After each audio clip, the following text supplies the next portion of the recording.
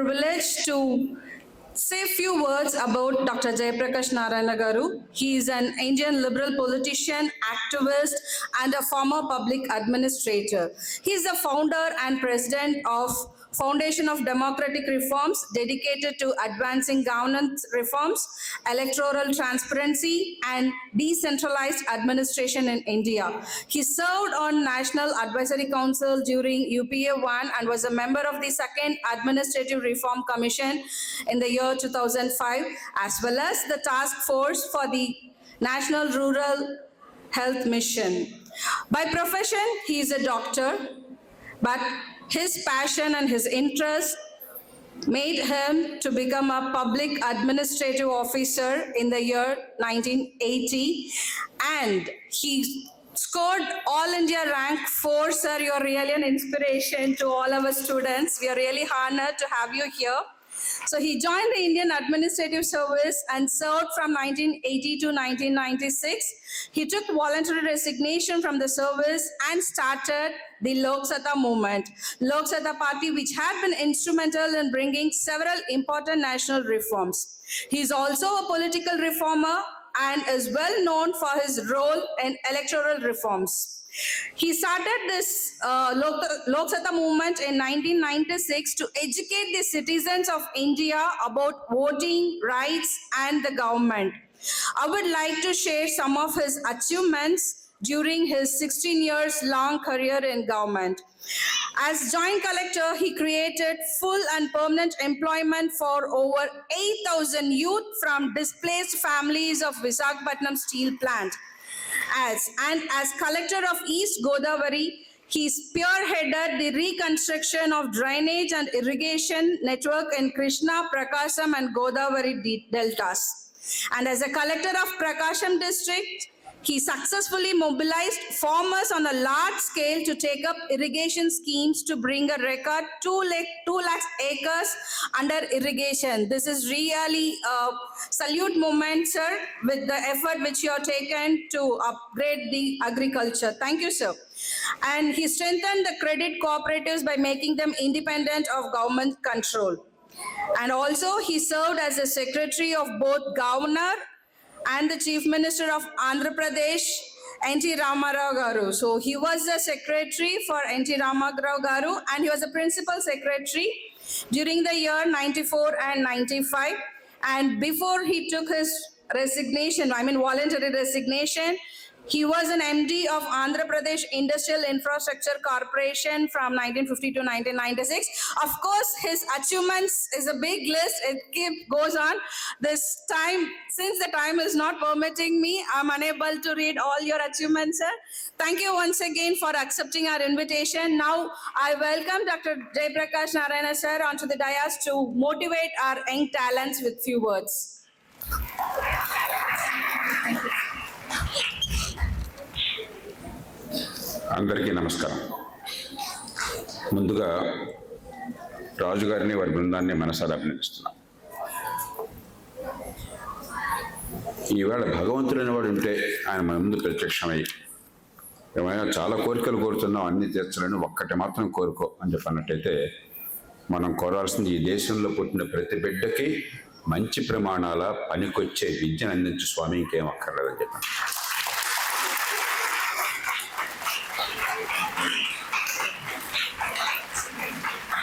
ఆటవిక మానవుడికి ఆధునిక మానవుడికి మధ్య మౌలికమైన తేడా ఏమిటి అంటే ప్రపంచానికి పనికొచ్చే విద్య. 10,000 సంవత్సరాల పాటు ప్రపంచంలో వ్యవసాయం మాత్రమే మనకు జీవనాధారం. దానిలో చాలా నైపుణ్యం కావాలి.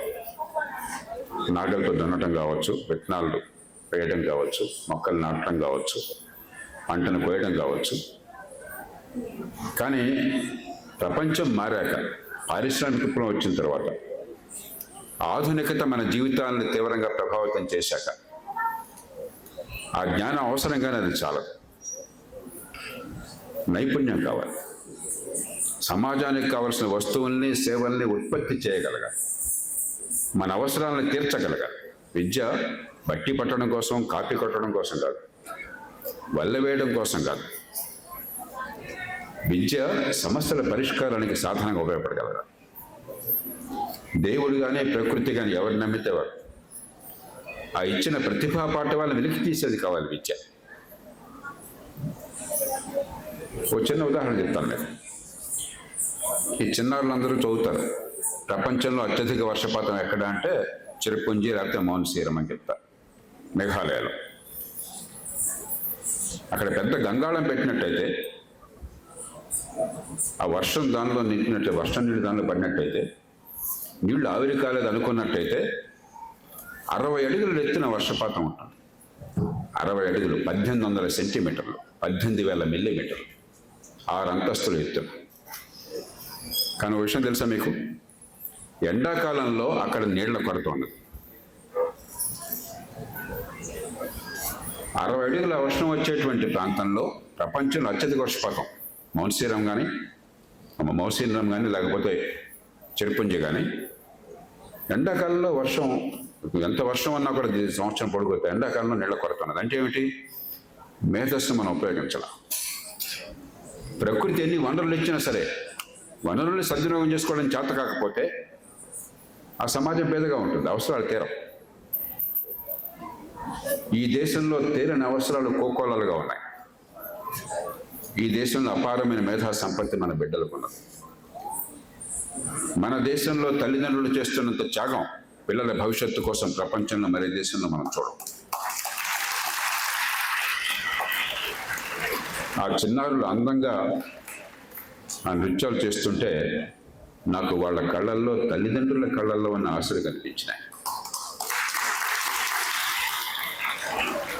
ఏ కులమైనా, ఏ మతమైనా, ఏ ప్రాంతమైనా, ఏ భాష అయినా, గ్రామమైనా పట్టణమైనా, డబ్బున్నా లేకున్నా మనందరం బతికేది మన పిల్లల కోసం, వాళ్ళ ఉన్నతి కోసం.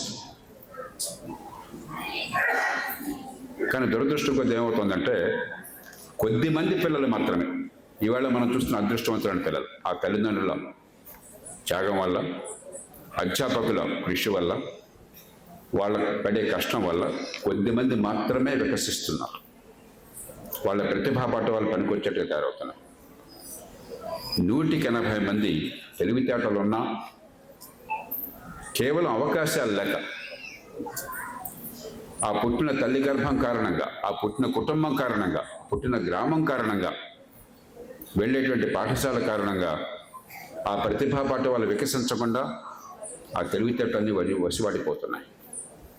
పేటికాంతరిక రత్నాల్లాగా ఒక రత్నం అన్నది ఎంత గొప్ప రత్నమైనా సరే దాన్ని సానబెట్టాలి, సూర్యకాంతిలో పెట్టాలి. ఆ రత్నం రాయిలాగా ఉండి దాన్ని పెట్టెలో వేసి ఇంట్లో భద్రపరిస్తే ఉపయోగం ఉండదు. మేధస్సు కూడా అంతే. మన సమాజం విద్య కోసం అపారంగా కృషి చేస్తోంది, కష్టపడుతోంది, ఖర్చు పెడుతోంది. తెలంగాణ రాష్ట్రంలో ఏడాదికి సగటున ఒక్కొక్క బిడ్డ మీద ప్రభుత్వం పెట్టే ఖర్చు 1,10,000 రూపాయలు. మీ స్కూళ్ళల్లో ఫీజులు అంత ఉంటాయని అనుకోవట్లేదు. 20-25,000 రూపాయలతో ఇక్కడ ఈ కృష్ణవేణి విద్యా సంస్థలు కానీ, ఇతర విద్యా సంస్థలు కానీ ఆ పిల్లల ప్రతిభని వికసించేట్టుగా ఇలా చూసాం మనం. ఆ చిన్నారు ఒక పాప 5 ఏళ్ళు ఉంటాయి, 4 ఏళ్ళు ఉంటాయి, నాకు తెలియదు. ఎంత అద్భుతంగా నృత్యం చేసిన భంగిమలు కానీ, లేకపోతే ఎక్స్ప్రెషన్ కానీ. ఇంత టాలెంట్ పెద్దపేటలో దాగున్నది. 25,000 రూపాయలు ఖర్చు పెడితే టాలెంట్ బయటపడడం ఏమిటి? 1,00,000 పైన ఖర్చు పెడితే బిల్డింగ్లు కనిపిస్తున్నాయి, ఉద్యోగులు కనిపిస్తున్నారు, జీతాలు కనిపిస్తున్నాయి, పిల్లల భవిష్యత్తు అంధకారం కావటం ఏమిటి? అంగట్లో అన్నీ ఉన్నాయి, అల్లుడి నోట్లో సేన ఉన్నారు. ఇందాక రాజు గారు అన్నారు, ఎందుకు వచ్చాను అని చెప్పంటే, నేను ఎవరన్నా పిలిచినా కూడా వాళ్ళు రావద్దని చెప్తాను. కాగితం పంపించండి, ఫోన్లో చెప్పండి విషయం ఏంటో అని చెప్పాను. నేను ఒక్కటే ప్రశ్న అడిగాను, ఈ పిల్లల భవిష్యత్తు తీర్చిదిద్దే ఏర్పాట్లు జరుగుతున్నాయా? చిత్తశుద్ధితో జరుగుతుంటే ఖచ్చితంగా అక్కడ ఉండాలి, మనం ప్రోత్సహించాలని చెప్పాను. ఎందుకంటే చాలా అరుదుగా మాత్రమే జరుగుతుంది. 100-15-20 మంది పిల్లలకి మాత్రమే ప్రతిభా పాఠవాలు వికసించే అవకాశం ఈ దేశంలో దొరుకుతుంది.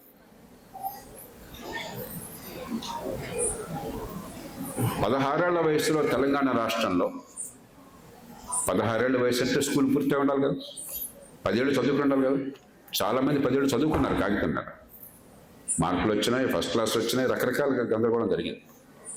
16 ఏళ్ల వయసులో 150 మంది బిడ్డలకి తెలంగాణలో గడియారం చూసి టైం చెప్పడం రాదు. కఠోరమైన వాస్తవం ఇది. 175 మంది గంట చెప్పగలుగుతున్నారు సుమారుగా. ఇప్పుడు నా వాచ్లో 11 గంటలు అవుతుంది, 11 అవుతుంది, 8 నిమిషాల వరకు 11 అయింది. 175 మంది సుమారుగా 11 అని చెప్తున్నారు. 150 మంది మాత్రమే 10 నిమిషాల తక్కువ 11 లేక 5 నిమిషాల తక్కువ 11 చెప్పగలుగుతున్నారు. ఈవేళ 2026లో రాత్రి 9 గంటలకు నిద్రపోయావయ్యా, ఎన్ని గంటలకు లేస్తావు? 5 గంటలకు లేచావు పొద్దున్నే, ఎన్ని గంటలకు పడుకున్నావు నాన్న అంటే 150 మంది మాత్రమే చెప్పగలుగుతున్నారు. ఇది పండుగల సీజన్. మార్కెట్లో 1000 రూపాయలు వస్తువు కొనాలనుకున్నాం, వాడు 10% డిస్కౌంట్ ఇచ్చాడు, ముదరా అంటాం. ఎంత మనకి డిస్కౌంట్ వస్తుంది 1000 రూపాయల వస్తువు మీద అంటే 100కి 10 మంది మాత్రమే తెలంగాణలో 16 ఏళ్ల బిడ్డలు చెప్పగలుగుతున్నారు. ఒక్కసారి ఆలోచించండి. 10వ తరగతి పాస్ అయితే ఏం కావాలి, ఇంటర్మీడియట్ పాస్ అయితే ఏం కావాలి, ఇంజనీరింగ్ చేస్తే ఏం కావాలి, ఇంకోటి డిగ్రీ వస్తే ఏం కావాలి? ఎందుకు పనికి వస్తారు ఈ పిల్లలు? వాడు తప్పు కాదే, వాళ్ళు ఏ పాపం చేయలేదే, తెలివితేటలు దేవుడు సమంగా పంచాడు అందరికీనే. మన దేశంలో మనం చేస్తున్న భయంకరమైన పాపం ఏమన్నా ఉంటే ఈ దేశంలో పుట్టిన బిడ్డలకి ప్రకృతి ఇచ్చిన ప్రతిభ పాఠాలు వికసించే ఏర్పాట్లు మనం సరిగ్గా చేయకపోవడం, అంతకు మించిన పాపం మరొకట్లేదు. సమాజం మొత్తం తీవ్రంగా నష్టపోతుంది. ఆ నేపథ్యంలో ఎలాంటి విద్యా సంస్థలు కానీ, కొందరు విద్యావేత్తలు కానీ, అధ్యాపకులు కానీ ఆ తల్లిదండ్రుల కృషితో, శ్రమతో, ఆ పిల్లల కష్టంతో ఆ ప్రతిభ వికసించే ఏర్పాట్లు చేస్తున్నారు. కాబట్టి దీన్ని మనం పెంచాలి, ఈ సమాజంలో అందరికీ విస్తరింపచేయాలి. ఈ దేశంలో పుట్టిన ఏ బిడ్డ కూడా నేను ఫలానా కుటుంబంలో పుట్టాను కాబట్టి నా కర్మెలా కాలిపోయిందని కన్నీటి ఖర్చు అవసరం ఉండకూడదు. దానికి పేదరికంతో సంబంధం లేదు, తల్లిదండ్రుల కులంతో, కుటుంబంతో సంబంధం లేదు. ప్రతి బిడ్డకి ఎదిగే హక్కు ఉన్నది, ఆ ప్రతిభ బయటపడే అవసరం ఉన్నది. అవకాశాన్ని ఇవ్వకపోతే మనందరం పాపం చేస్తున్నట్ల. ఇది సమాజానికి అర్థం కావాలనే నాలాంటి వాళ్ళని మళ్ళీ మళ్ళీ మళ్ళీ మళ్ళీ ఈ విషయం చెప్పాలి. ఇక తల్లిదండ్రులు నేను కోరేది, పరీక్షలు, మార్కులు, ర్యాంకులు కాదు. పరీక్షలు అవసరం, కానీ విజ్ఞత గల పరీక్షలు కావాలి. పిల్లలకి మేధాశక్తి వికసింపచేసేది కావాలి, కానీ బట్టి పట్టేది కాకూడదు. ఏ విషయం అర్థం కాకుండా అంటే ఉపయోగం లేదు. ముందు అవగాహన చేసుకోవటం, కాన్సెప్చువల్ అండర్స్టాండింగ్. రెండోది ఆ నేర్చుకున్న దాన్ని ఉపయోగించగలగటం. జ్ఞానం ఉంటే చాలదు, ఆ జ్ఞానాన్ని ఎలా ఉపయోగించాలో తెలుసుకోవాలి. మూడోది నిజమైన సమస్యల పరిష్కారానికి, సమాజంలో మన చుట్టూ లక్షలాది సమస్యలు ఉన్నాయి, వాటి పరిష్కారానికి ఆ మేధస్సుని, జ్ఞానాన్ని ఉపయోగించగలగటం. తర్కబద్ధంగా విశ్లేషించడం ఏ సమస్య అయినా సరే పరిష్కారంలో భాగం కావడం. అలాంటి విద్య కోసం పట్టుబట్టండి, కానీ మార్కులు వచ్చినాయా, ర్యాంకులు వచ్చినాయా చూడబోకండి. ఇవాళ ప్రపంచంలో మేధస్సు వికసించినట్టయితే, నిజంగా నైపుణ్యం సమాజానికి పనికొచ్చేదన్నట్టయితే ఎట్లయినా కూడా ధైర్యంగా బతకగలరు. ఎందుకంటే ఎంత వేగంగా టెక్నాలజీ మారుతుంది అంటే ఒక 20 ఏళ్ళు 30 ఏళ్ల తర్వాత మన పిల్లలు చేయబోయేటువంటి ఉద్యోగాల్లో 100కి 70 ఇంకా సృష్టించబడలేదు. అంత వేగంగా ప్రపంచం మారిపోతుంది. కాబట్టి వాళ్ళ పరిజ్ఞానాన్ని, అవసరాన్ని బట్టి ఎలా అన్వయించుకోవాలి, ఏ రకంగా ఉపయోగించగలగాల మేధస్సుని, సమాజానికి ఎట్లా పనికి రావాలి, అది నేర్పితే వాళ్ళు ఎక్కడైనా ఎలాగైనా బతకాలి. అంతేగాని అభద్రతతో కొన్ని ఉద్యోగాలు మాత్రమే, కొన్ని రకాల నైపుణ్యాలు మాత్రమే, కొన్ని కోర్సులు మాత్రమే ఈ పిచ్చిలో పడబోకండి దయచేసి.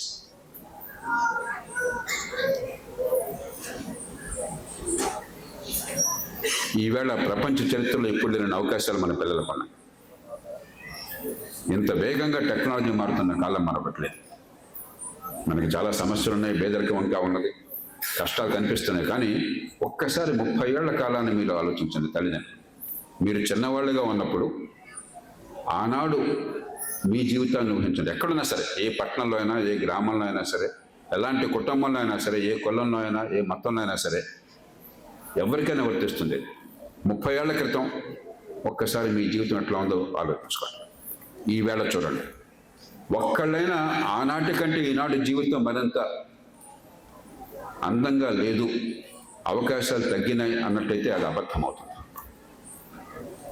30 ఏళ్ల క్రితం ఇలాంటి సమావేశం జరిగితే ఈ పాటికి 10 సార్లు కరెంటు పోయి ఉంటుంది.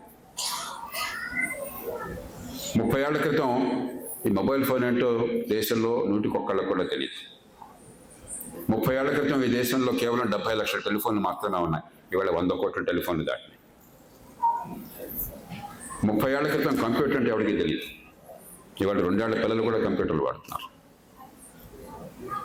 ఎన్నో మనకి జీవితంలో అందం అనుకున్నవి, చక్రవర్తులకు సైతం అందనటువంటి సౌకర్యాలు ఈవేళ అందుతున్నాయి. ఇంకా మరింత వేగంగా ప్రపంచం మారిపోతుంది.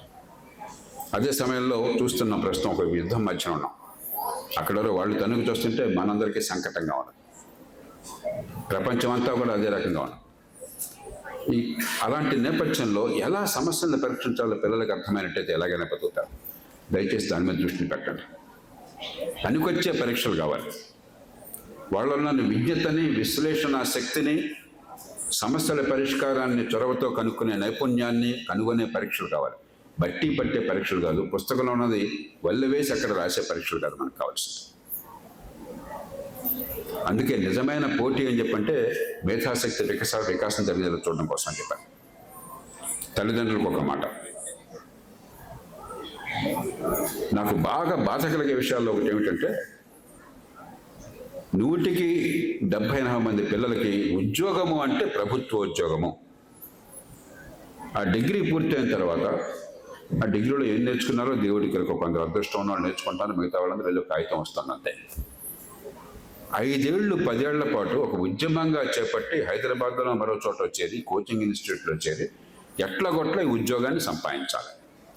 అది సంపాదిస్తే జీవితం అంతా ఆనందమయం, అది సంపాదించకపోతే జీవితం అంతా నరకం. ఇంతకంటే మూర్ఖత్వం మరొకటి లేదు. నేను చాలా పచ్చిగా చెప్తున్నాను. ప్రభుత్వ ఉద్యోగాలు వద్దని నేను అంటలే, కానీ ప్రభుత్వం అన్నది మన పన్నుల డబ్బులతో మనందరికీ ఉమ్మడి సేవలు అందించడం కోసం, మన నెత్తినెక్కి తొక్కడం కోసం కాదు, మన డబ్బంతా తగలగడం కోసం కాదు. ఆ సేవలు సమర్థంగా అందించడం కోసం కొందరు ఉద్యోగులు కావాలి. సమాజంలో 100 మంది ఉపాధిలో ఉంటే ఏ రకంగానే సరే వాళ్ళు 3 ప్రభుత్వంలో ఉంటారు బాగా ఉంటే. ఇందాక 2-3 సార్లు ఐఏఎస్ ర్యాంక్ అనగానే మీరు చప్పట్లు పెట్టారు. నాకేమో దానిలో ఆనందం కలగల, బాధ కలిగింది. ఇంత పిచ్చిలో ఉన్నామేమిటి ఈ సమాజంలో అని చెప్పాను. ఐఏఎస్ చేరకపోతే వాడు సమర్థుడు కాడా, సమాజానికి పనికిరాడా? వాళ్ళు ఒక్కళ్ళైనా ఉంది, వాళ్ళంతా గొప్పవాళ్ళైతే దేశం ఎట్లయితే తగలడుతుంది. ఒక్కసారి ప్రాక్టికల్గా ఆలోచించండి. ఈ పిచ్చి రొమాంటిసిజం పెట్టుకొని, అధికారం అంటే మోజు పెట్టుకొని, పదవి లాలస పెట్టుకొని పిల్లల్ని హింసించి సమాజాన్ని నాశనం చేయబోకండి.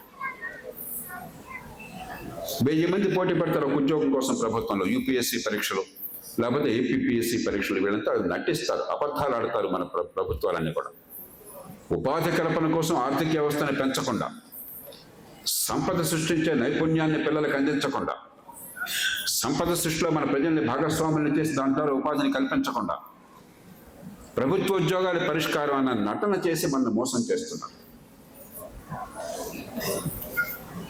1000 మంది పోటీ పడితే ఒక్కడికి వచ్చేది, మిగతా 99 మంది సంగతి ఏమిటి? ఆ వచ్చిన వాడు గొప్పవాడిని అనుకుంటున్నాడు, విర్రబిగుతున్నాడు, కొమ్ములు వస్తున్నాయి వాళ్ళలో చాలా మంది. వాళ్ళు కొంతమంది బాగా చేస్తున్నారు, అద్భుతంగా చేస్తున్నారు, కానీ చాలా మంది కొమ్ములు వస్తున్నాయి ప్రజల కోసం చేయడం. రానివాడు జీవితం అంతా నిస్సారం అయిపోతుంది, నిరాశలో కూలిపోతున్నాడు, సమాజానికి పని రాకుండా పోతున్నాడు. ఎంత అన్యాయం చేస్తున్నాం. పిల్లల్ని మోసపరచడం కోసం చెప్పని 35 ఏళ్ళ దాకా మీకు అర్హత ఇస్తాం పోటీ పరీక్షలు. 35 చాలు, 40 ఇస్తాం, 50 ఇస్తాం. రేపు నాకేం 6 రోజుల పాటు గవర్నమెంట్లో ఆఫీసుకి రాలేదు. మీలో ఏ ఒక్కళ్ళైనా సరే మా కలెక్టర్ గారు ఆఫీసుకి రాలేదంటే వారి నుంచి నాకు జీవితం అంతా కూడా వెలుతురు లేకుండా పోయింది, మనసంతా అశాంతిగా ఉంది, నాకు చాలా నష్టం జరిగిందని ఫీలింగ్ ఒక్కటి కలిగిందా? ఒక్కసారి చెప్పండి నాకు. అలా కాక మీ బాత్రూంలో తూములు పూడిపోయినాయి. మనం అది ప్రయత్నం చేస్తే మనకు చేత కాదు కాబట్టి ఆ తూములు పూడికి తీయలేకపోయినాం. గబ్బు కొడుతోంది, బాత్రూమ్ వాడలేకపోతున్నాం, దుర్భరంగా ఉంది.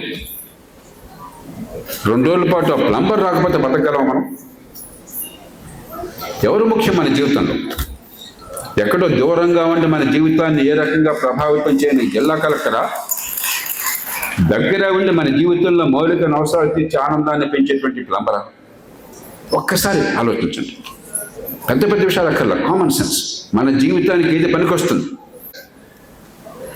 సమాజంలో సంపదను సృష్టించాలి. సంపద అంటే డబ్బు కాదు, మనందరికీ అవసరమైన వస్తువుల్ని, సేవల్ని సృష్టించే శక్తి లేనటువంటి విద్య నిరర్థకమైన విద్య.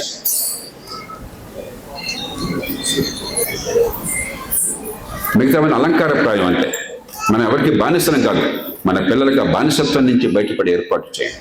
ఆత్మస్థైర్యాన్ని ఇవ్వండి, ఆత్మగౌరవాన్ని ఇవ్వండి, నమ్మకాన్ని ఇవ్వండి, నైపుణ్యాన్ని ఇవ్వండి, బతికే శక్తిని ఇవ్వండి. అది చేస్తే ఈ బిడ్డలు తల్లిదండ్రులకి, కుటుంబానికి ఆనందాన్ని ఇవ్వటమే కాదు, వాళ్ళు ఉన్నతిని సాధించడమే కాదు, ఒక అద్భుతమైన సమాజ నిర్మాణం చేస్తారు. మనమంతా గర్వించి తలెత్తుకున్నారుగా భారతీయులు అని చెప్పని ఆ తలెత్తుకునే రోజు తీసుకొస్తారు. ఆ ప్రయత్నాన్ని చేయడంలో ఇలాంటివి, ఆ ప్రతిభని ప్రోత్సహించడం, వివిధ రకాల నైపుణ్యాలను వెలికి తీయటం. ఒక నైపుణ్యమే చాలు, అన్ని రకాల నైపుణ్యాలు కావాలి, అన్నిటికీ విలువ ఉందని చెప్పి గుర్తు చేయడం, సమాజాన్ని పనికొచ్చేలా తయారు చేయడం చాలా ముఖ్యం. ఆ ప్రయత్నం చేస్తున్నటువంటి విద్యా సంస్థలను మనసారా అభినందిస్తూ, ఈ తల్లిదండ్రుల్ని, ఈ సమాజాన్ని మళ్ళీ మనస్ఫూర్తిగా కోరుతున్నాం. పిల్లల్ని అశాంతికి గురి చేయొద్దు, ఆనందంగా నేర్చుకునే అవకాశాన్ని ఇద్దాం, పనికొచ్చేది నేర్చుకునే అవకాశాన్ని ఇద్దాం, పనికొచ్చేవాళ్ళుగా తయారు చేద్దాం, అందమైన సమాజ నిర్మాణం చేద్దాం. ఒక్కొక్కసారి మీ అందరికీ నమస్కరి